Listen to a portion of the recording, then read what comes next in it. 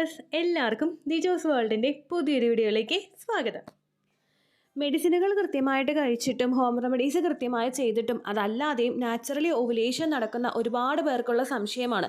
Naturally ovulation ഉണ്ടായിട്ടും egg റപ്ചറായി പുറത്തേക്ക് വരുന്നത് മനസ്സിലായിട്ടും എന്തുകൊണ്ട് ഇംപ്ലാന്റേഷൻ നടക്കുന്നില്ല എന്നതിനെ പറ്റിയിട്ട്.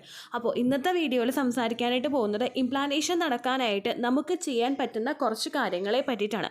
എഗ്ഗ് ഫെർട്ടിലൈസ്ഡ് ആയിട്ടുണ്ടെങ്കിൽ അതിനെ നറിഷ് ചെയ്യാൻ വേണ്ടിയിട്ട് നമ്മുടെ ശരീരം തന്നെ പ്രിപ്പയർ ആകണം.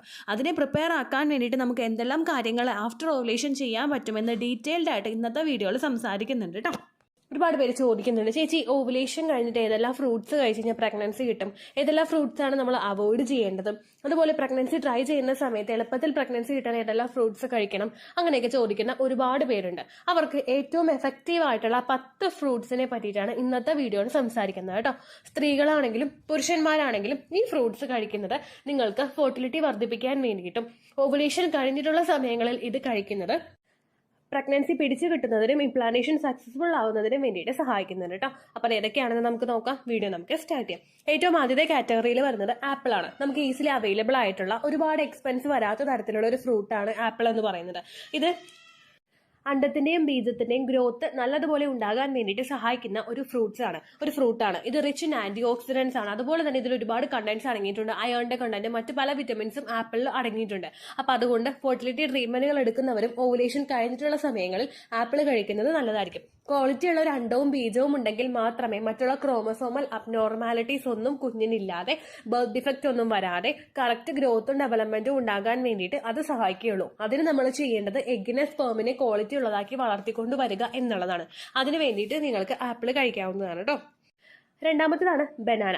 ഏത് പഴം വേണമെങ്കിലും വാഴപ്പഴം വേണമെങ്കിലും നിങ്ങൾക്ക് കഴിക്കാവുന്നതാണ്. ഏറ്റവും എഫക്റ്റീവ് ആയിട്ടുള്ളത് റെഡ് ബനാനയാണ്. ഇതിലടങ്ങിയിട്ടുള്ള പൊട്ടാഷ്യം, അതുപോലെ B6, വിറ്റമിൻ B6 ഇതെല്ലാം തന്നെ ഹോർമോൺസ് റെഗുലേറ്റ് ചെയ്യുന്നതിന് വേണ്ടിയിട്ട് സഹായിക്കുന്നു.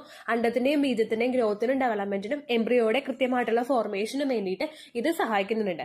റെഡ് ബനാനയെ പറ്റിയിട്ടൊരു വീഡിയോ നമ്മുടെ ചാനലിൽ സെപ്പറേറ്റ് ചെയ്തിട്ടുണ്ട്. റെഡ് ബനാനയുടെ ടിപ്സ് കൃത്യമായിട്ട് ഫോളോ ചെയ്തിട്ട് പ്രഗ്നന്റ് ആയി സക്സസ് സ്റ്റോറീസ് ഷെയർ ചെയ്യുന്ന ഒരുപാട് പേരുണ്ട്. അപ്പൊ നിങ്ങൾക്ക് ആ ടിപ്പ് ഫോളോ ചെയ്യാവുന്നതാണ്. റെഡ് ബനാന നിങ്ങൾക്ക് അഫോർഡ് ചെയ്യാൻ പറ്റിയിട്ടില്ലെങ്കിൽ വേറെ ഏത് ടൈപ്പ് ബനാന ആണെങ്കിലും നിങ്ങൾക്ക് ഉപയോഗിക്കാവുന്നതാണ് കേട്ടോ. ഒരു ദിവസം 1-2 ബനാന എങ്കിലും നിങ്ങൾ കഴിക്കുന്നത്, വാഴപ്പഴമെങ്കിലും നിങ്ങൾ കഴിക്കുന്നത് നല്ലതായിരിക്കും. സ്ത്രീകൾക്കും പുരുഷന്മാർക്കും എഫക്റ്റീവ് ആണ് കേട്ടോ ഈ ടിപ്പ്. മൂന്നാമത്തേതാണ് സിട്രസ് കാറ്റഗറിയിൽ അടങ്ങിയിട്ടുള്ള ഫ്രൂട്ട്സ്. വിറ്റമിൻ സിയുടെ കണ്ടന്റ് കൂടുതലായിട്ട് അടങ്ങിയിട്ടുള്ള ഫ്രൂട്ട്സ്. ഓറഞ്ച് കഴിക്കുന്നത്, അതുപോലെ മൊസംബി കഴിക്കുന്നത്, ലെമൺ എടുക്കുന്നത്, ബെറീസ് കഴിക്കുന്നതൊക്കെ നല്ലതായിരിക്കും കേട്ടോ. ഇത് ഫെർട്ടിലിറ്റി ഇൻക്രീസ് ചെയ്യുന്നതിനും ബ്ലഡ് സർക്കുലേഷൻ വർദ്ധിക്കുന്നതിന് വേണ്ടിയിട്ട് സഹായിക്കുന്നു. നമ്മുടെ ശരീരത്തിൽ ഓവുലേഷൻ കഴിഞ്ഞിട്ടുള്ള സമയങ്ങളിലാണെങ്കിലും ഓവുലേഷൻ നടക്കുന്നതിന് മുൻപുള്ള സമയങ്ങളിലാണെങ്കിലും ബ്ലഡ് സർക്കുലേഷൻ റീപ്രൊഡക്റ്റീവ് ഓർഗൻസിലോട്ട് പ്രോപ്പറായിട്ട് തന്നെ നടന്നിരിക്കണം. ആ ഒരു സർക്കുലേഷൻ പ്രോപ്പറായിട്ടല്ല നടക്കുന്നതെങ്കിൽ ആ എഗ്ഗിന്റെ ഫോർമേഷനെ അത് അഫക്ട് ചെയ്യും. അതുപോലെ തന്നെ എംബ്രിയോയുടെ ഗ്രോത്തിനെയും അത് അഫക്ട് ചെയ്യും. കുഞ്ഞിലോട്ടുള്ള ഗ്രോത്തും ഡെവലപ്മെന്റും ഉണ്ടാക്കേണ്ട ന്യൂട്രിയൻസ് അങ്ങോട്ടേക്ക് എത്താനായിട്ട് ബുദ്ധിമുട്ടുണ്ടാകും. അതുപോലെ തന്നെ ഹാർട്ട് ബീറ്റ് നിന്ന് പോകുന്നതിനും അത് കാരണമാണ്. ഒരു തവണ മിസ്കാരേജ് ഉണ്ടായിട്ടുള്ള ആളുകളൊക്കെ വിറ്റമിൻ സി നിങ്ങൾക്ക് ആ ഒരു സമയത്തൊക്കെ ഓവുലേഷൻ കഴിഞ്ഞിട്ടുള്ള സമയത്തൊക്കെ എടുക്കുന്നത് എന്തുകൊണ്ടും നല്ലതായിരിക്കും കേട്ടോ. അതുകൊണ്ട് ഒരിക്കലും ഒരുപാട് ഓറഞ്ച് ഒറ്റയടിക്കിരുന്ന് കഴിക്കരുത്. ഓറഞ്ചിന് ഇപ്പൊ ഏകദേശം 1 കിലോയ്ക്ക് ഏകദേശം 80 രൂപയൊക്കെയുള്ളൂ. അപ്പൊ അതുകൊണ്ട് നമ്മൾ 1 കിലോ ഓറഞ്ച് 2 കിലോ ഓറഞ്ച് മേടിച്ചിട്ട് ഒരു ദിവസം തന്നെ കഴിക്കാനായിട്ട് പാടില്ല. സിട്രസ് കണ്ടന്റ് അടങ്ങിയിട്ടുള്ള ഏത് ഫ്രൂട്ട്സ് നിങ്ങൾ ഉപയോഗിച്ചാലും, അതുപോലെ തന്നെ ഞാൻ ഈ കാറ്റഗറിയിൽ പെടുന്ന ഏത് ഫ്രൂട്ട്സ് നിങ്ങൾ ഉപയോഗിച്ചാലും ഒരു ദിവസം 2 മാക്സിമം അത്രയും മതി കേട്ടോ. അതിൽ കൂടുതൽ നിങ്ങൾ ഉപയോഗിക്കേണ്ട ആവശ്യമില്ല. കുഞ്ഞു ഫ്രൂട്ട്സ് ഒക്കെ ആണെങ്കിൽ നിങ്ങൾക്ക് 3-4 എടുക്കാവുന്നതാണ് കേട്ടോ. അപ്പൊ അതാണ് സിട്രസ് കാറ്റഗറിയിൽ അടങ്ങിയിട്ടുള്ള ഫ്രൂട്ട്സ് നിങ്ങൾ ഉപയോഗിക്കുക. നിങ്ങളിൽ ഇമ്മ്യൂണിറ്റി ബൂസ്റ്റ് ചെയ്യുന്നതിന് വേണ്ടിയിട്ട് ഇത് സഹായിക്കുന്നു. പ്രഗ്നൻസി ട്രൈ ചെയ്യുന്ന സമയത്ത് മറ്റുള്ള ബുദ്ധിമുട്ടുകളൊക്കെ നിങ്ങൾക്ക് വരികയാണെങ്കിൽ തുടർച്ചയായിട്ടും മെഡിസിൻ എടുക്കേണ്ടതായിട്ടും ആന്റിബയോട്ടിക്സ് എടുക്കേണ്ടതായിട്ടുള്ള സിറ്റുവേഷൻ പലർക്കും ഉണ്ടാകും. അതൊക്കെ ഒന്ന് പ്രിവെന്റ് ചെയ്യാൻ വേണ്ടിയിട്ട് നിങ്ങൾ ഇമ്മ്യൂണിറ്റി ബൂസ്റ്റ് ചെയ്യാൻ വേണ്ടിയിട്ടുള്ള കാര്യങ്ങൾ നടത്തുന്നത് എന്തുകൊണ്ടും നല്ലതായിരിക്കും കേട്ടോ. കുറച്ച് റേറ്റ് കൂടുതലുള്ള ഒരു ഫ്രൂട്ടാണ് അടുത്തതായിട്ട് പറയുന്നത് അവോക്കാഡോ ആണ്. അവോക്കാഡോയിൽ ഒരുപാട് ന്യൂട്രിയൻസ് അടങ്ങിയിട്ടുണ്ട്. ശരിക്കും ഒരുപാട് ന്യൂട്രിയൻസിന്റെ ഒരു കലവറയാണ് അവോക്കാഡോ എന്ന് പറയുന്നത്. ഇതിൽ ഫോളേറ്റ് അടങ്ങിയിട്ടുണ്ട്. നമുക്ക് ഏറ്റവും യൂസ്ഫുൾ ആയിട്ടുള്ള ഫോളേറ്റ് നമ്മുടെ എഗ്ഗിന്റെയും സ്പെർമിന്റെയും ഹെൽത്തിനെ സപ്പോർട്ട് ചെയ്യുന്നുണ്ട്. അതുപോലെ തന്നെ മിസ്കാരേജിന്റെ റിസ്ക് ഉണ്ടാകുന്നത് പ്രിവെന്റ് ചെയ്യാൻ വേണ്ടിയിട്ടും സഹായിക്കുന്നുണ്ട് കേട്ടോ. ഏകദേശം നിങ്ങൾക്ക് അവോക്കാഡോ എനിക്ക് തോന്നുന്നു കുറച്ച് റേറ്റ് ഉണ്ടാകും. അവോക്കാഡോ നിങ്ങൾക്കത് എന്താ പറയാ, അത് ഉൾക്കൊള്ളാൻ കുഴപ്പമില്ലെങ്കിൽ അത് നിങ്ങൾക്കത് യൂസ് ചെയ്യാം. അതല്ലെങ്കിൽ നിങ്ങൾ വേറെ ഏതെങ്കിലും ഫ്രൂട്ട് ഇത് പറയുന്നത് ഉപയോഗിച്ചാൽ മതിയായിരിക്കും കേട്ടോ. അടുത്തൊരു കാറ്റഗറിയാണ് പോമഗ്രാനൈറ്റ്, അതായത് മാതള നാരങ്ങ. നമുക്ക് ബ്ലഡ് സർക്കുലേഷൻ വർദ്ധിക്കാൻ വേണ്ടിയിട്ട് ഏറ്റവും നല്ല ഫ്രൂട്ട് ഏതാണെന്ന് ചോദിച്ചു കഴിഞ്ഞാൽ നമ്മൾ മാതള നാരങ്ങയെ കണ്ണും പൂട്ടി പറയാനായിട്ട് സാധിക്കും. ഈ ബ്ലഡ് ഫ്ലോ നമ്മളിൽ ഇൻക്രീസ് ആകുമ്പോഴേക്കും ഇതിന്റെ എഫക്റ്റ് നമുക്ക് കിട്ടുന്നത് നമ്മുടെ എൻഡോമെട്രിയൽ ലൈനിങ്ങിൽ കൂടിയായിരിക്കും. എൻഡോമെട്രിയൽ ലൈനിങ്ങിലോട്ട് ബ്ലഡ് സർക്കുലേഷൻ ഉണ്ടെങ്കിൽ മാത്രമേ നമ്മൾ എന്തൊക്കെ തലവുത്ത് നിന്ന് മറിഞ്ഞു കഴിഞ്ഞാലും കുഞ്ഞിന് വേണ്ടിയിട്ടുള്ള കാര്യങ്ങൾ അതിലോട്ട് എത്തുകയുള്ളൂ. ഈ കുഞ്ഞിലോട്ടുള്ള സപ്പോർട്ട് അവിടെ കിട്ടിയിട്ടില്ലെങ്കിൽ, എൻഡോമെട്രിയൽ ലൈനിങ് കൃത്യമായിട്ട് ഗ്രോ ആകുന്നില്ലെങ്കിൽ, അണ്ടത്തിന് ക്വാളിറ്റി ഉണ്ടെന്ന് പറഞ്ഞാലോ ബീജത്തിന് ക്വാളിറ്റി ഉണ്ടെന്ന് പറഞ്ഞാലോ ഒരു കാര്യം അവിടെ നടക്കില്ല. കാരണം ഫെർട്ടിലൈസേഷൻ നടന്നു കഴിഞ്ഞാൽ കുഞ്ഞിന് സപ്പോർട്ട് കൊടുക്കാൻ എൻഡോമെട്രിയൽ ലൈനിങ് കൃത്യമായിട്ട് തന്നെ അതിന്റെ പാർട്ട് കംപ്ലീറ്റ് ചെയ്യണം. അങ്ങോട്ടേക്ക് ബ്ലഡ് സർക്കുലേഷൻ എത്തിയാൽ മാത്രമേ അത് നടക്കുകയുള്ളൂ. ഓവുലേഷൻ കഴിഞ്ഞിട്ട് പലർക്കും ഉണ്ടാകുന്ന സംശയമാണ് മാതള നാരങ്ങ കഴിച്ചു കഴിഞ്ഞാൽ പീരിയഡ്സ് ആകും എന്നുള്ളതിനെ പറ്റിയിട്ട്. മാതള നാരങ്ങ കൂടുതലായിട്ട് കഴിച്ചിട്ട് ആരും പീരിയഡ്സ് ആയിട്ടില്ല. ഇൻ കേസ് നിങ്ങൾ ഉപയോഗിക്കാനായിട്ട് നിങ്ങൾക്ക് പേടിയൊന്നും ഇല്ലെങ്കിൽ നിങ്ങൾക്ക് ഡെയിലി ഉപയോഗിക്കാവുന്നതാണ്.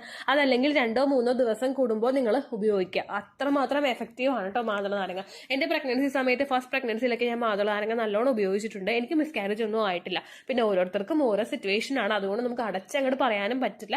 പക്ഷെ നിങ്ങൾക്ക് പറ്റുമെങ്കിൽ നിങ്ങൾ ഉപയോഗിക്കുക. അത്രമാത്രം എഫക്റ്റീവ് ആണ് കേട്ടോ. അടുത്തതാണ് ബെറീസ്. ബെറീസിന്റെ കാറ്റഗറിയിൽ പെടുന്ന സ്ട്രോബെറി ആണെങ്കിലും റാസ്ബെറി ആണെങ്കിലും മറ്റുള്ള ഏത് ബെറീസ് ആണെങ്കിലും നിങ്ങൾ ഉപയോഗിക്കുന്നത് നല്ലതാണ്. അതെല്ലാം നാച്ചുറൽ ആന്റി ഓക്സിഡൻസ് ഇതിലൊക്കെ അടങ്ങിയിട്ടുണ്ട്. ഇതെല്ലാം നിങ്ങളുടെ ഫെർട്ടിലൈസേഷൻ നടക്കാൻ വേണ്ടിയിട്ട് സപ്പോർട്ട് ചെയ്യുന്നവരാണ് കേട്ടോ. അടുത്തതാണ് കിവി. കിവി ആണെങ്കിലും കുറച്ച് എക്സ്പെൻസ് ഉള്ള ഒരു ഫ്രൂട്ടാണ്, റേറ്റ് കുറച്ച് കൂടുതലാണ്. ഞാൻ കഴിഞ്ഞ ദിവസം മേടിച്ചിട്ടുണ്ടായിരുന്നു. 4 എണ്ണത്തിന് ഇവിടെ 130 രൂപയ്ക്കായിരുന്നു കേട്ടോ ഞാൻ മേടിച്ചത്. അപ്പോൾ ഈ കിവി വിറ്റമിൻ സി അടങ്ങിയിട്ടുണ്ട്. ഇത് ഫെർട്ടിലിറ്റി ഇൻക്രീസ് ചെയ്യാൻ വേണ്ടിയിട്ട് സഹായിക്കുന്നതാണ്. അതും നിങ്ങൾക്ക് ഉപയോഗിക്കാവുന്നതാണ് കേട്ടോ.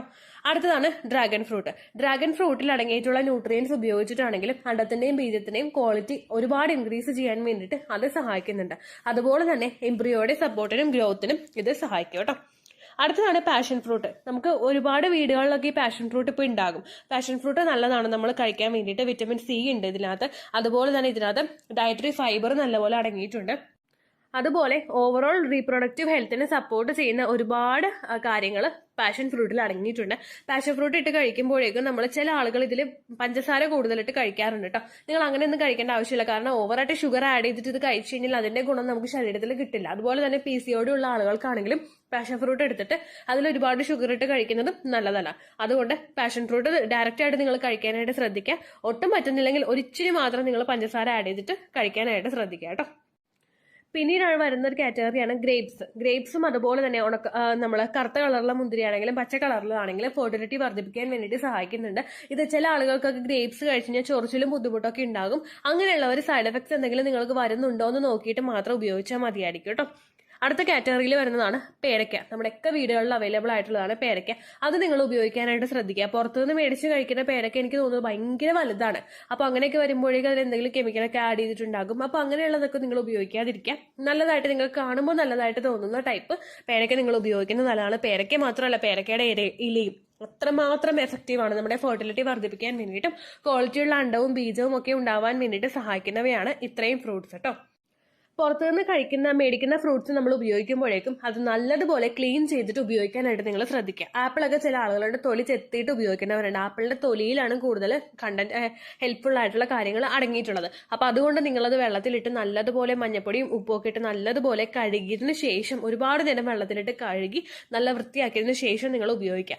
അതുപോലെ തന്നെ ചില ആളുകളുണ്ട് ഒരുപാട് ഫ്രൂട്ട്സ് യൂസ് ചെയ്യുന്നവരുണ്ട്. അങ്ങനെയുള്ളവരൊക്കെ ഡെയിലി അതിനൊരു ഇൻടേക്ക് കുറയ്ക്കാനായിട്ട് ശ്രദ്ധിക്കുക. കാരണം ഒരുപാട് നമ്മൾ ഉപയോഗിക്കേണ്ട ആവശ്യമില്ല. അധികമായി പോയി കഴിഞ്ഞാൽ അമൃതം വിഷമാണെന്ന് നമ്മൾ പറയില്ലേ, ആ കാര്യം പ്രത്യേകം ശ്രദ്ധിക്കാം. കുറച്ച് ക്വാണ്ടിറ്റി എടുത്തിട്ട് നിങ്ങൾ ഉപയോഗിച്ചാൽ മതിയായിരിക്കും. ഇതെല്ലാം നിങ്ങൾക്ക് ഉപയോഗിക്കാൻ പറ്റുന്നില്ലെങ്കിൽ നിങ്ങൾക്ക് അഫോർഡ് ചെയ്യാൻ പറ്റുന്ന ഫ്രൂട്ട്സ് ഏതൊക്കെയാണോ ആ ഫ്രൂട്ട്സ് നിങ്ങൾ തിരഞ്ഞെടുത്തിട്ട് കഴിക്കാനായിട്ട് ശ്രദ്ധിക്കുക. ഒരു ദിവസം ഒരു ഫ്രൂട്ട്സോ അല്ലെങ്കിൽ ഒരു വെജിറ്റബിളോ അല്ലെങ്കിലെന്നല്ല, ഒരു ദിവസം ഒരു ഫ്രൂട്ടും ഒരു വെജിറ്റബിളും എടുക്കാൻ വേണ്ടിയിട്ട് നിങ്ങൾ പ്രത്യേകം ശ്രദ്ധിക്കുക. അത് അത്രമാത്രം എഫക്റ്റ് നിങ്ങളുടെ ആ ഒരു ലൈഫ് സ്റ്റൈൽ ചേഞ്ചസ് കൊണ്ടുവരും. അത്രമാത്രം എഫക്റ്റ് നിങ്ങളുടെ ഫെർട്ടിലിറ്റിയിലും കാണാനായിട്ട് നിങ്ങൾക്ക് സാധിക്കും കേട്ടോ. ഇത്രയേ ഉള്ളൂ വീഡിയോ. യൂസ്ഫുൾ ആയി കാണുമെന്ന് വിശ്വസിക്കുന്നു. യൂസ്ഫുൾ ആവുന്നുണ്ടെങ്കിൽ ലൈക്ക് ചെയ്യുക, ഫ്രണ്ട്സിനൊക്കെ ഷെയർ ചെയ്ത് കൊടുക്കുക കേട്ടോ. എന്തെങ്കിലും സംശയം ഉണ്ടെങ്കിൽ നിങ്ങൾ കമൻസിൽ ചോദിക്കുക. പണ്ടത്തെ വീഡിയോയ്ക്ക് കമൻസ് ഇടുന്നവർക്ക് റിപ്ലൈ ലഭിക്കുന്നില്ലെങ്കിൽ ലേറ്റസ്റ്റ് ആയിട്ട് ഞാൻ ഏത് വീഡിയോ ആണോ അപ്ലോഡ് ചെയ്യുന്നത് അതിന് താഴെ കമൻറ്റ് ഒന്ന് കോപ്പി പേസ്റ്റ് ചെയ്യാനായിട്ട് ശ്രദ്ധിക്കുക കേട്ടോ. അതുപോലെ ഓവുലേഷൻ ഡേറ്റ് കാൽക്കുലേറ്റ് ചെയ്ത് തരാനായിട്ട് റിക്വസ്റ്റ് ചെയ്യുന്ന ആളുകൾ എത്രയാണോ സൈക്കിൾ ലെങ്ത് അത് മെൻഷൻ ചെയ്യാനായിട്ട് ശ്രദ്ധിക്കുക.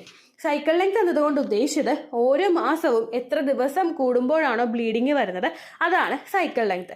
കഴിഞ്ഞ മാസം ഒരു 8-ാം തീയതിയാണ് ബ്ലീഡിങ് ആയതെങ്കിൽ ഈ മാസം 6-ാം തീയതിയാണ് ബ്ലീഡിങ് ആയതെങ്കിൽ കഴിഞ്ഞ മാസം 8-ാം തീയതി മുതൽ ഈ മാസം 6-ാം തീയതി വരെ എത്ര ദിവസമുണ്ടോ അത് കാലണ്ടറിൽ എണ്ണി തിട്ടപ്പെടുന്നതാണ് നിങ്ങളുടെ സൈക്കിൾ ലെങ്ത്.